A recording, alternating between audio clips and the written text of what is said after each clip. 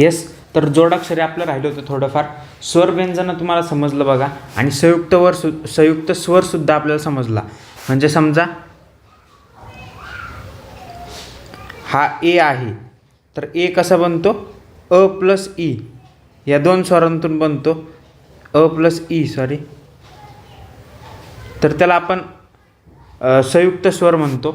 तसंच संयुक्त व्यंजन म्हणजे काय, तर आता हे म प्लस ह, जेव्हा हे दोघं मिक्स होतात तेव्हा याला आपण म्हणतो संयुक्त व्यंजन. पण याच्यात जर मी स्वर टाकला अजून, आता काय झालं, म्हणजे हे पोटफोटी जे होतं ते निघून गेलं, तर याला काय म्हणतात, जोडाक्षर असं म्हटलं जातं. मग जोडाक्षराची व्याख्या काय आहे, ज्या अक्षरात दोन किंवा अधिक व्यंजनं प्रथम एकत्र येतात. म्हणजे आता जसं की इथं दोन व्यंजनं एकत्र आली आणि त्यांच्यामध्ये स्वर ॲड झाला, तेव्हा काय झालं, हे जोडाक्षर. आणि याच्या अगोदर हे काय होतं, संयुक्त व्यंजन आणि हे जोडाक्षर. ओके, क्लिअर इथपर्यंत. आता पुढं ते जोडाक्षर वगैरे कसं लिहायचं ते दिलं आहे, की बाबा आपण आडवं पण जोडू शकतो. जसं की गल्ली आहे, नाही बक्कल आहे, समजा बकल असं पण लिहू शकतो, किंवा मग बक्कल असं पण लिहू शकतो. उभी किंवा आडवी दोन्ही पण बरोबर असतात, कोणतीच चुकीची कोणतीच वाईट नसते, असं काहीतरी दिलं आहे. मग मध्ये उभा दांडी असणारी व्यंजने, शेवटी उभा दांडी असणारे, असं काहीतरी क्लासिफिकेशन केलं आहे. तर ते क्लासिफिकेशन पहिलं बघा पुस्तकात. मध्ये उभा दंड असणारी, तर क आणि फ, कफ पाठ झालं.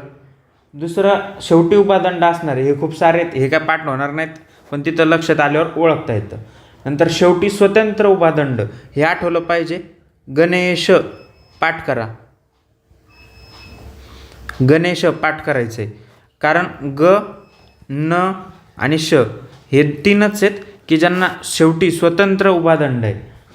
अर्धा दंड असणारी आणि अर्धी होऊ शकणारी, अर्धा दंड असणारी पण अर्धी होऊ न शकणारी, असे परत दोन प्रकार आहेत. ते मी इकडंच लिहितो, 3 आणि 4. आता आपण काय बघतोय की अर्धा दंड असणारी, पण इथं अर्धी होत आहेत का, अर्धी होत आहेत, आणि इथं अर्धी होऊ न शकणारी, असं एक क्लासिफिकेशन बघू. तर अर्धी होऊ शकणारी कोणती, छळल, ही पाठ करायची, छळल. आणि बाकीची अर्धी न होऊ शकणारी टच्या वर्गातली, ट, ठ, ड, ढ, अजून काय ते द आणि ह, एवढी अर्धी न होऊ शकणारी. दंड नसलेले व्यंजन, र जे याला दंडच नाही आहे. ओके, म्हणजे रेषच नाही आहे उभी आडवी. बस एवढंच पाठ करायचं होतं इथं. याच्यावर पुढं काय प्रश्न येत नाही. आणि आले तर मग ट्रक कसं लिहायचं, राष्ट्र कसं लिहायचं, तक्रार शब्द कसा लिहायचा, हे असे नियम नाही, फक्त ते शब्द कसे आहेत ते बघून घ्या. पुढं गेलं तर कुठं चुकू शकतं, ते ग्रहपाठ, पृथ्वी वगैरे ते शब्द आहेत ना, ते जोडाक्षरं नाही आहेत. म्हणजे काही जोडाक्षरं नाही आहेत. तर आता ग्रहपाठ हा शब्द आहे समजा, तर ग्रह कसं बनलं आहे, ग प्लस र असं बनलं आहे. आणि हा र काय, सॉरी इकडं प्लस अ पण आहे, नाही असं होऊ शकत नाही. का, तर र काय स्वर आहे. आणि एक हे काय व्यंजन आहे, व्यंजन प्लस स्वर काय असतं, साधं व्यंजन असतं, त्यामुळं ते जोडाक्षर नाही. लक्षात घ्या, ग्र, र, त्यानंतर हृदयमधलं र, पृथ्वीमधलं पृ, हे जोडाक्षर नाहीत. हे पाठ करायचं आपल्याला.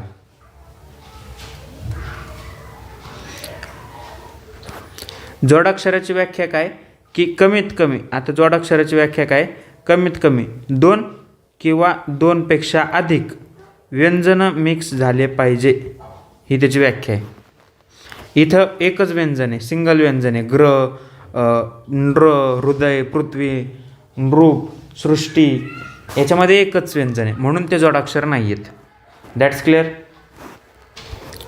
पुढं जे उच्चार पद्धती दिलं आहे ना, मराठीतील स्वरांची उच्चार पद्धती, तर त्यात लांबट उच्चार, आखडू उच्चार असं काहीतरी आहे. म्हणजे तुम्हाला तिथं शब्द दिलेत, समजा गवत आहे, सहल आहे, तर त्याच्यातून सहल, सहल आता म्हणतानाच मी हला जोरात म्हणलं ना, म्हणून ते लांबट आहे. आणि जे आधीचे म्हणलं सहल, हच्या आधीचे नंतरचं ते तोडके उच्चार आहे. असे उच्चार घेऊन पण ते येतात. फक्त तिथं एक लक्षात ठेवा की जो ऱ्हस्व उच्चार असतो तिथं यू वापरला जातो. यू म्हणजे असं जे चिन्ह असतं ते ऱ्हस्व उच्चारासाठी असतं आणि असं जे चिन्ह दिलं आहे ते लांबट उच्चारासाठी असतं. हे चिन्ह फक्त लक्षात असू द्या, बाकी तिकडं काय नाही आहे. आणि तो चॅप्टर आपला संपला आहे. अनुस्वाराचं मी सांगितलं, अनुस्वार आणि अनुनासिकचा काय फरक आहे. त्यात अनुस्वारापुढं य आणि ल आला तर त्यांचा उच्चार कसा होतो. आता समजा हा संयम आला, अनुस्वारापुढं य आला ना, तर याचा उच्चार संयम असा होतो. पण जर अनुस्वारापुढं र व श स स ह न्य असे जर शब्द आले, समजा संरक्षण, आता इथं र आला ना, त्यानंतर सिंह म्हणल्यावर इथं ह आला, तर यांचा उच्चार कसा होतो संरक्षण, वह. संशय जर आलं तर संशय असा उच्चार होतो. ठीक आहे, व आणि य कुठं उच्चार होतो तेवढंच तिचं दिलं आहे. हा चॅप्टर संपलाय. आता आपण जाऊयात नाम वगैरे तिकडं. शब्दविचार हा टॉपिक बघूयात. याच्यात काय दिले की वर्ण, मग अक्षर, शब्द आणि वाक्य कसं तयार होतं. वर्णाची व्याख्या आपण पाठ केली. काय तोंडावाटे निघणाऱ्या मूलध्वनींना आपण वर्ण म्हणतो आणि ते वर्ण ध्वनीचे जे चिन्ह असतात मग त्यांना आपण लिहून ठेवतो वेगवेगळ्या चिन्हाद्वारे, तर त्याला अक्षर म्हणतात. तर प्रत्येक चिन्हासाठी वेगळं अक्षर असतं. हे एक सेंटेन्स येतं आणि 2-3 अक्षरं तुम्ही जर विचारात घेतले सोबत, आता समजा ब, द, क यांना मी जोडलं तर शब्द तयार होतो. पण तो काय असला पाहिजे, अर्थपूर्ण असला पाहिजे. म्हणजे ते शब्द अक्षरांचा समूहसुद्धा अर्थपूर्ण असला पाहिजे. किंवा मग मी काही घेईन न प स, न प न स, याला काय अर्थ आहे का नाही, म्हणून हा शब्द नाही आहे. तसंच असे एकपेक्षा अनेक शब्द आले आणि त्यांचं वाक्य बनलं तर ते वाक्यसुद्धा अर्थपूर्ण असलं पाहिजे. म्हणजे अक्षर असू द्यात, शब्द असू द्यात,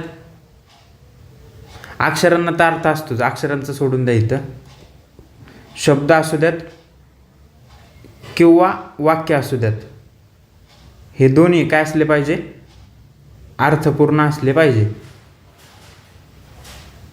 शब्दांच्या अर्थपूर्ण समूहाला वाक्य म्हणायचं आणि अक्षरांच्या अर्थपूर्ण समूहाला शब्द म्हणायचं. क्लिअर. आता समजा पाणी हा शब्द आहे, हा शब्द आहे. समजा स्वातीनं पाण्यात उडी मारली, तर याचा मूळ शब्द काय असला पाहिजे, स्वाती. याचा मूळ शब्द काय असणार आहे, पाणी. तर हे मूळ शब्द झाले आणि त्यांचा जेव्हा आपण वाक्यात उपयोग करतो तेव्हा ते शब्द बदलतात. ठीक आहे. मग जे मूळ शब्द आहेत त्याला काय म्हटलं जातं, प्रकृती. हे जे मूळ शब्द आहेत यांना काय म्हटलं जातं, प्रकृती. आणि हे जे बदलणार आहेत स्वातीने, पाण्यात, यांना म्हटलं जातं विकृती. आणि याला पद आपण म्हणतो, वाक्यातल्या शब्दांना पद म्हणतो, हे तर माहिती आहे. तर ते पद म्हणजे काय हे नवीन सांगायची आता गरज नाही आहे. मूळ शब्द प्रकृती आणि त्यात जे बदल होतो स्वातीने, पाण्यात, ती विकृती, त्याला पद असं म्हणतात. वाक्यातल्या शब्दाला पद असं म्हणतात. इथपर्यंत क्लिअर झालं. मग आता शब्दांच्या जाती आहेत, 8 आहेत. कोणकोणत्या आहे, नाम, सर्वनाम, विशेषण, क्रियापद, क्रियाविशेषण वगैरे. तर त्या कशा आहेत आणि पुढं काय काम होतं ते बघूयात. तर या शब्दांच्या 8 जाती आहेत, नाम, सर्वनाम, विशेषण, क्रियापद. हे जे 4 आहेत यांना काय म्हणतो आपण, विकारी म्हणतो, विकारी. ठीक आहे. आणि हे जे शेवटचे 4 आहेत यांना आपण अविकारी म्हणतो. विकारी म्हणजे बदलणारे, अविकारी म्हणजे न बदलणारे. आता कशानुसार बदलणारे, तर लिंग, वचन, पुरुष याच्यानुसार बदलणारे, न बदलणारे. विकारीला अजून दुसरा शब्द आहे सव्यव, म्हणजे बदलणारे. आणि इकडं लावतो ना क्रियाविशेषण, शब्दयोगी अव्यव, उभयनवी अव्यव, केवलप्रयोगी अव्यव, तर याला शब्द आहे अव्यव, अव्ययी. सव्यव चुकलं का इथे स्पेलिंग, सव्यय. त्यानंतर सविभक्तिक आणि अविभक्तिक असे पण एक शब्द आहेत, सविभक्तिक आणि अविभक्तिक.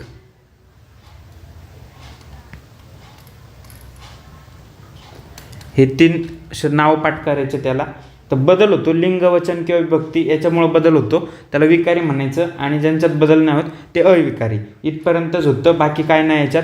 मग नाम म्हणजे काय, सर्वनाम म्हणजे काय, तो ती ते, विशेषण म्हणजे काय, चांगला चांगली, क्रियापद म्हणजे गातात गातात, जी क्रिया पूर्ण करतात वगैरे, ते आता पुढंच प्रत्येक याच्यात आपण बघूयात. पण एक लक्षात घ्यायचं, एक शब्द आहे वर म्हणून. तर हा एकच शब्द वाक्यानुसार वेगवेगळे काम करू शकतो. पुस्तकात जर बघत असाल तुम्ही, दिलंय पहिलं शब्द काय, पहिलं वाक्य काय, दशरथानं कैकेयीला 2 वर दिले. आता इथं वर दिले म्हणजे काय, तर नाम येते. नाम, वर, तू त्या राजपुत्राला वर. वर हे क्रियापद आलं, वाक्याच्या शेवटी आले आणि क्रिया होतीये काहीतरी, वर, वरण्याची क्रिया होती म्हणून ते क्रियापद आहे. नंतर पक्षी झाडावर चढतो, झाडावर, झाडाला लागून आहे ना, म्हणून तो शब्द योग्य आला. वरची खोली लहान आहे, वरची, मग चीला काहीतरी लागलंय वर, बरोबर. तर ते अव्यवसाधित विशेषण आहे. वरची खोली, खोली कोणती, वरची, म्हणजे खोलीबद्दल विशेषण आहे ना, मग ते म्हणून अव्यवसाधित विशेषण म्हणून काम करतो वर शब्द. तर अशा प्रकारे एक शब्द वेगवेगळ्या शब्दांच्या जाती दाखवू शकतो. हे वाक्य पाठ करायचं आहे. आणि आता आपण सगळ्यात पहिलं बघणार आहे कोणतं, नाम वाक्याची, नाम या शब्दाच्या जातीची डिटेल्स. नामाबद्दल आपण व्याख्या बघितली काय, की नाम हे विकारी आहेत. नाही, व्याख्या नाही बघितली आपण, एक गोष्ट बघितली, नाम हे विकारी आहेत. ठीक आहे.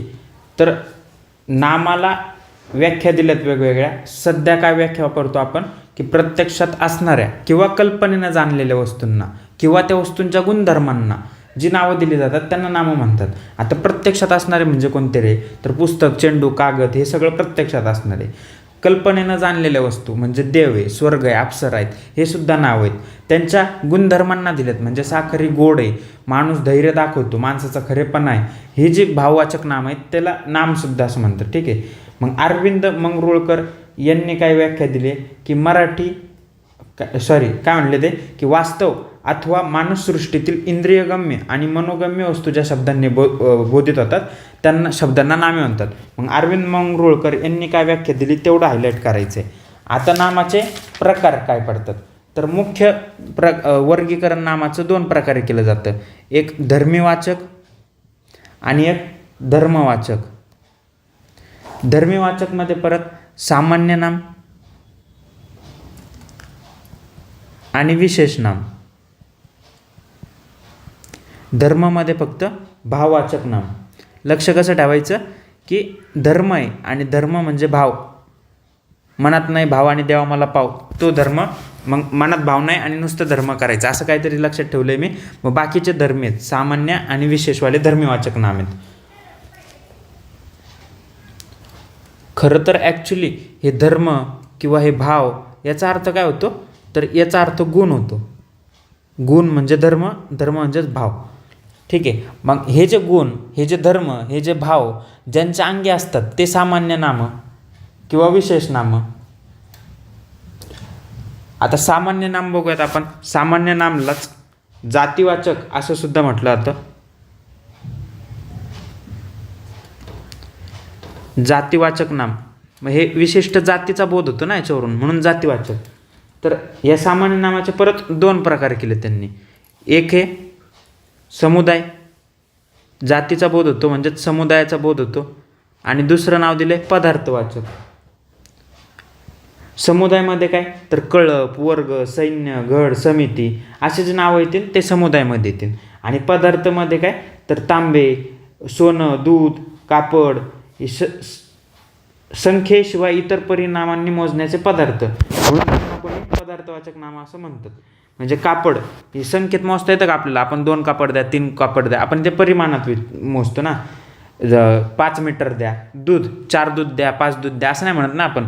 4 लिटर दूध द्या, 5 लिटर दूध द्या, म्हणजे परिणामात मोजतो आपण ते.